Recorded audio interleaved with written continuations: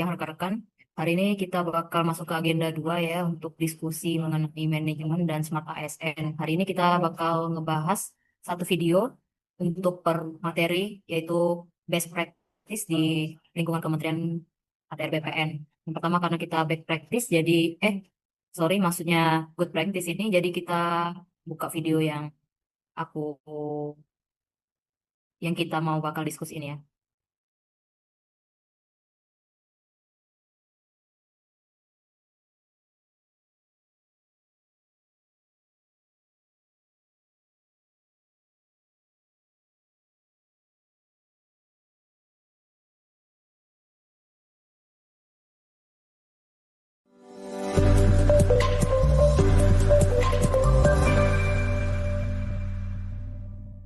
Halo Sobat ATR BPN, kami punya berita bagus. Saat ini kami meningkatkan kemudahan dan keakuratan informasi pertanahan dengan menghadirkan sertifikat tanah elektronik. Sertifikat tanah elektronik dilengkapi dengan beberapa fitur keamanan. Pertama, Secure Paper. Jika kertas sertifikat tanah elektronik diterawang dengan sinar UV, maka kertas tersebut akan berpendar dengan warna hijau yang membentuk guratan, tulisan KATR BPN, dan logo Kementerian ATR BPN. Kedua, Secure Access.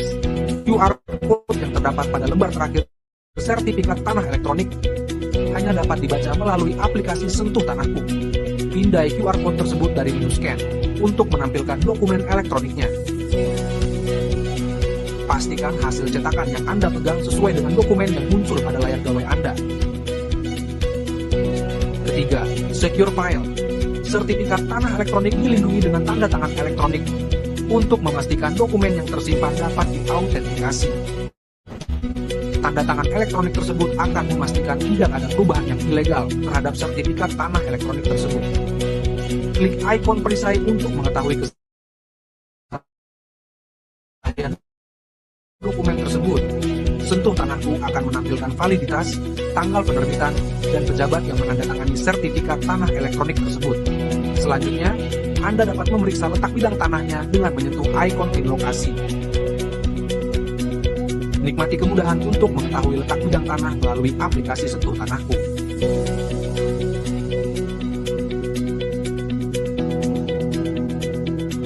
Aman dan mudah.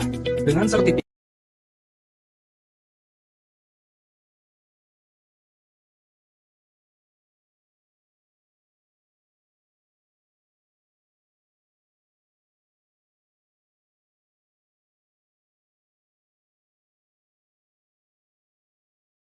Oke, sekian yang video udah kita nonton bareng-bareng nih. Intinya di video tadi itu ada perubahan dari sertifikat tanah analog ke sertifikat elektronik dan pemanfaatan dari aplikasi Sentuh Tanahku. Kalau kita analisis ini dan kita kaitkan dengan Smart ASN sama manajemen ASN serta praktik terbaik di Kementerian ATR BPN, boleh dong Mbak Yasinta, Mbak Yasinta kan di THP nih di seksi 2, boleh dong identifikasi isunya terlebih dahulu. Baik, di sini dari video tadi itu isu utamanya itu terkait digitalisasi layanan pertanahan untuk meningkatkan kualitas informasi dan juga memperkuat keamanan sertifikat serta menjamin kepastian hukum kepemilikan tanah. Tapi ada tantangan yang muncul adalah bagaimana memastikan sistem ini aman, mudah diakses dan dipahami masyarakat.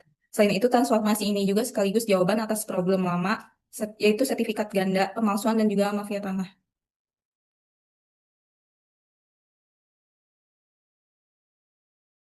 Kalau saya kaitkan dengan konsep Smart ASN, dengan video tadi, itu transformasi itu menuntut ASN yang harus melek digital, adaptif, dan profesional. Smart ASN itu punya ciri seperti berintegritas, menguasai IT, dan responsif terhadap kebutuhan masyarakat. Dengan sertifikat elektronik, ASN dituntut memberi pelayanan yang lebih cepat, transparan, dan bebas dari praktik maladministrasi. Jadi ini bentuk nyata dari ASN yang tidak hanya bekerja secara administratif, tapi juga inovatif. Kalau pendapat saya dari sudut pandang manajemen ASN, Keberhasilan digitalisasi sertifikat itu tidak lepas dari sistem merit, rekrutmen ASN yang berbasis kompetensi, pelatihan digital, dan juga evaluasi kinerja ASN di ATR BPN ini harus terus ditingkatkan karena kompetensi teknologinya itu agar mampu mengelola sistem elektronik. Jadi, best practice di sini adalah adanya integrasi dengan aplikasi Sentuh Tanahku yang membuka akses informasi pertanahan kapanpun dan dimanapun. Jadi, ini merupakan bukti manajemen ASN yang mendukung pelayanan publik yang prima.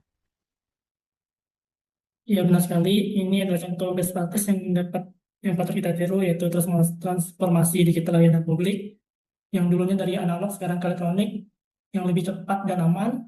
Yang kedua itu transparansi dan stabilitasnya, yang dimana lewat aplikasi Sentuh Tanahku ini masyarakat bisa cek status sertifikatnya sendiri dan kapanpun. Yang ketiga itu kepastian hukum dan anti mafia tanah, di mana sertifikat elektronik lebih sulit dipalsukan dan melindungi haknya masyarakat. Dan yang keempat itu budaya kerja digital ASN-nya. ASN dituntut kompeten dalam IT sejalan dengan Smart ASN. Dengan begitu, ATR BPN menunjukkan birokrasi modern yang efisien, akuntabel, dan terpercaya. Oke, jadi aku bisa ambil kesimpulannya. Karena kita udah bahas tentang best practice-nya dari kementerian kita geser kita geser dulu ke sisi lainnya yaitu bad practice. Karena kita udah diskusi juga mau bahas apa, mungkin kita bisa bahas dari video Kompas TV yang mengungkap bahwa ada 13 dari 30 tersangka mafia tanah dalam pegawai BPN. Oke, aku share screen dulu ya. Iya.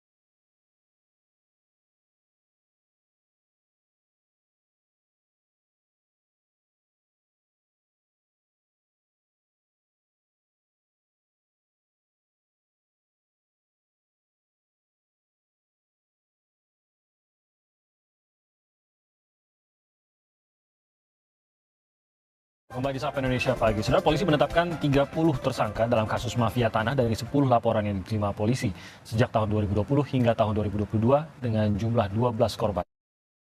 Salah satu korban yakni selebritas Nirina Zubir. Dari 30 tersangka saat ini, 13 diantaranya adalah pegawai BPN yang terdiri dari 7 orang ASN Badan Pertanahan Nasional dan 6 pegawai tidak tetap. Kapolda Metro Jaya Irjen Fadil Imran mengatakan penyalahgunaan akun BPN RI dan program PTSL merupakan modus baru yang ditemukan dalam pengembangan kasus mafia tanah. Ada beberapa modus operandi dengan misalnya melakukan penyalahgunaan akun BPN RI pada sistem aplikasi KKP. Bahkan ada mantan pejabat BPN yang juga akunnya dipalsukan. Nah, ini mungkin menjadi bahan ke depan agar ini tidak terjadi. Nirina Zubir yang menjadi salah satu korban sindikat mafia tanah mengapresiasi pengungkapan para tersangka. Namun ia berharap para mafia tanah dapat dimiskinkan untuk memberikan efek jera.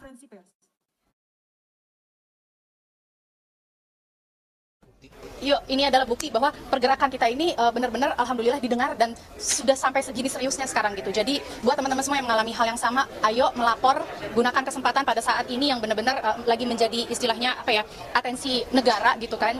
Bersuaralah, jangan takut dan mudah-mudahan keadilan berpihak kepada kami-kami yang menjadi korban ini. Sementara itu, Menteri Agraria dan Tata Ruang Badan Pertanahan Nasional Hadi Cahyanto menyebut mafia tanah ada di mana-mana. Hadi bahkan tegas bakal mencopot pejabat BPN yang diketahui terlibat praktik mafia tanah.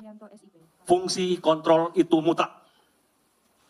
Oleh sebab itu, Irjen Kementerian ATR BPN, saya perintahkan untuk terus mengawal sistem dan kinerja pegawai di lingkup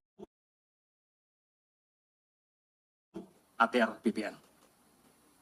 Saudara-saudara, apabila terjadi pelanggaran, saya tidak akan segan untuk segera mencopot proses hukum dan pecat.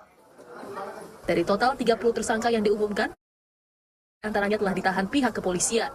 Selain pejabat dan pegawai BPN, penyidik juga menangkap 2 ASN pemerintah daerah, 2 kepala desa, seorang penyedia jasa perbankan, serta 12 orang masyarakat sipil. Tim Liputan.